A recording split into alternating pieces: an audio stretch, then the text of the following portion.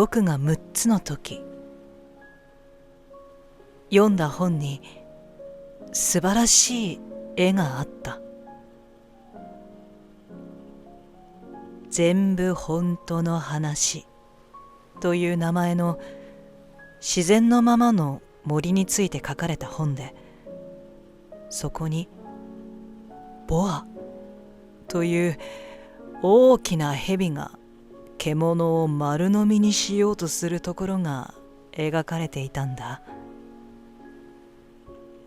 だいたいこういう絵だった。ボアという蛇は獲物を噛まずに丸飲みします。その後はじっとお休みして6ヶ月かけてお腹の中で溶かしますと本には書かれていた。そこで僕はジャングルではこんなことも起こるんじゃないかとワクワクしていろいろ考えてみた。それから色鉛筆で自分なりの絵を初めて描いてやった。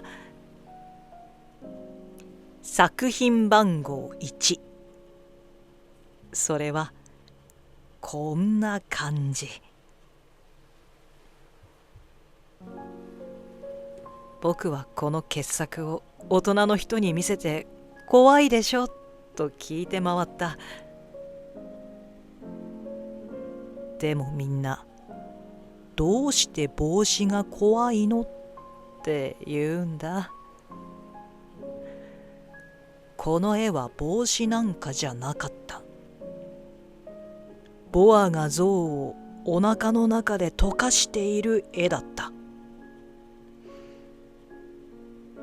だから僕はボアの中身を描いて大人の人にもうまくわかるようにした。あの人たちはいつもはっきりしてないとダメなんだ。作品番号2はこんな感じ。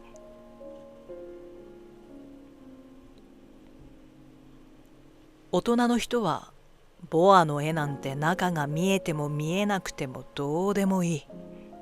とにかく地理や歴史、算数や国語の勉強をしなさいと僕に言いつけた。というわけで僕は6歳で絵描きになる夢を諦めた。作品番号1と2がダメだったからめげてしまったんだ。大人の人は自分では全く何にもわからないから子供はくたびれてしまう。いつもはっきりさせなきゃいけなくて。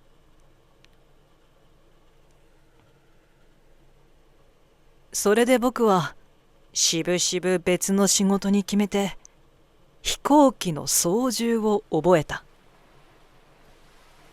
世界中をちょっと飛び回った。地理を勉強してほんと役に立った。一目で中国なのかアリゾナなのかがわかるから夜中に飛んで迷ってもかなり助かるってもんだ。こうして僕は生きてきてちゃんとした人たちとも大勢会ってきた。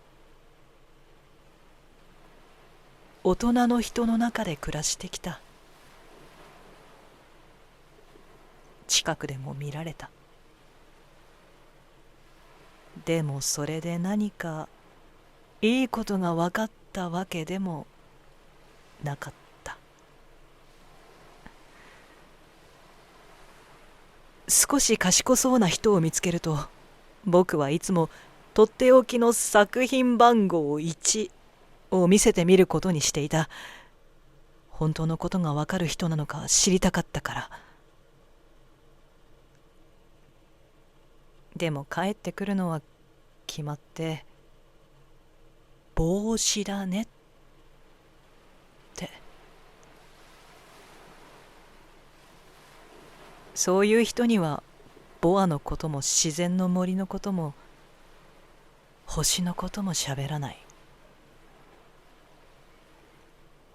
向こうに合わせてトランプやゴルフ、政治やネクタイのことを喋る。すると大人の人は物事がはっきり分かっている人とお近づきになれて、とっても嬉しそうだった。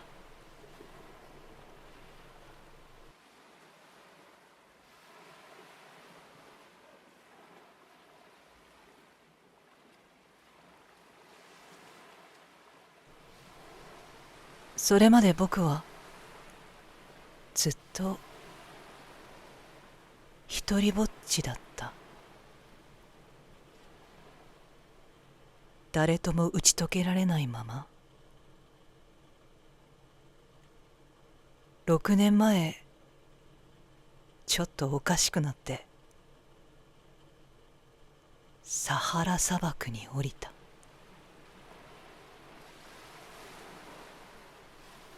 僕のエンジンの中で何かが壊れていた。僕には見てくれる人もお客さんもいなかったから、直すのは難しいけど全部一人で何とかやってみることにした。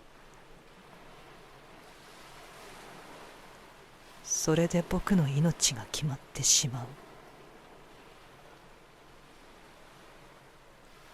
飲み水はたった7日分しかなかった。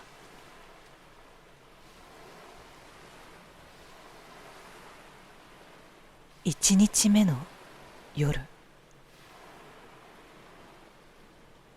僕は砂の上で眠った。人の住むところは遥か彼方だった。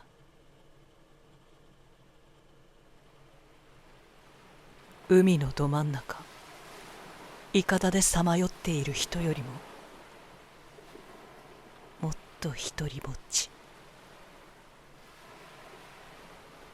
だから、僕がびっくりしたのもみんな分かってくれると思う。実は朝日が昇る頃、僕は不思議な可愛い声で起こされたんだ。ごめんください。羊の絵を描いて。え？僕に羊の絵を描いて。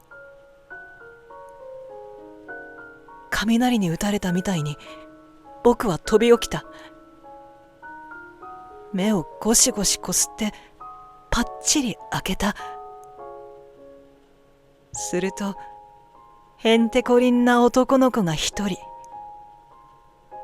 思い詰めた様子で僕のことをじっと見ていた。後になってこの子の姿を割とうまく絵に描いてみた。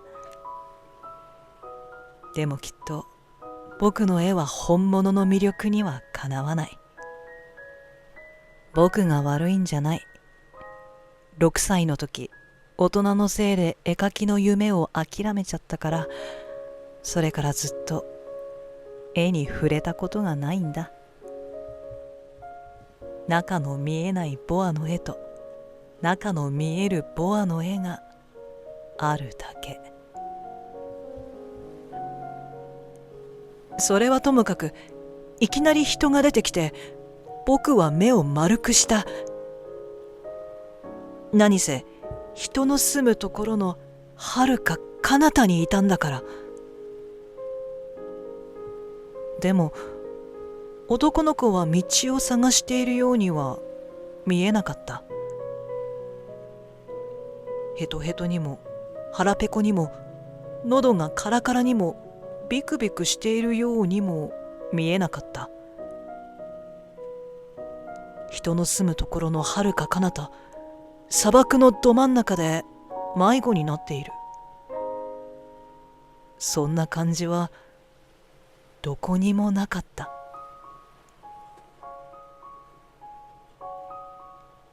やっとのことで僕はその子に声をかけた。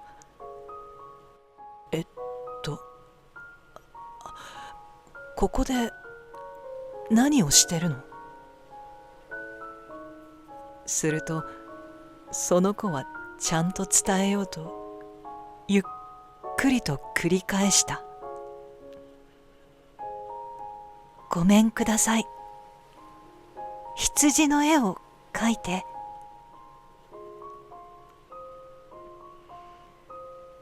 ものすごく不思議なのに、だからやってしまうことってある。それでなんだかよくわからないけど、人の住むところの遥か彼方で死ぬかもしれないのに、僕はポケットから一枚の紙とペンを取り出した。でもそういえば僕は地理や歴史、算数や国語ぐらいしか習っていないわけなので、僕はその男の子にちょっとしょんぼりしながら、絵心がないんだと言うと、その子はこう答えた。大丈夫。僕に羊の絵を描いて。羊を描いたことがなかったから、やっぱり僕の描ける2つの絵のうち、その1つをその子に描いてみせた。中の見えないボアだった。その後、男の子の言葉を聞いて、僕は本当にびっくりした。違うよ。ボアの中の像なんて欲しくない。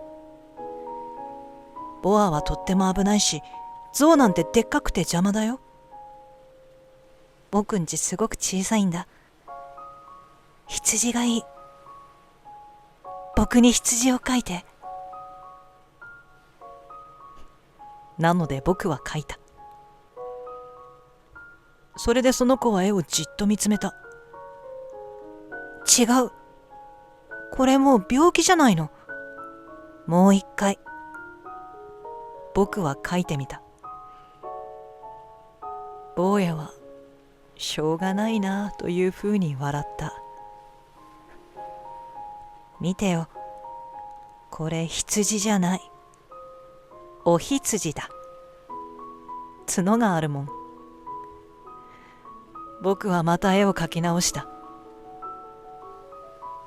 だけど前のと同じでダメだと言われた。これヨボヨボだよ。欲しいのは長生きする羊。もう我慢できなかった。早くエンジンをバラバラにしていきたかったから、さっとこういう絵を描いた。僕は言ってやった。箱ね。君の欲しい羊はこの中。ところがなんと、この絵を見て僕の小さな審査員くんは目をキラキラさせたんだ。そう、僕はこういうのが欲しかったんだ。この羊、草いっぱいいるかな？なんで？だって僕んちすごく小さいんだもん。きっと平気だよ。あげたのはすごく小さな羊だから。その子は顔を絵に近づけた。そんなに小さくないよ。あ、眠っちゃった。僕があの時の王子くんと出会ったのはこういうわけなんだ。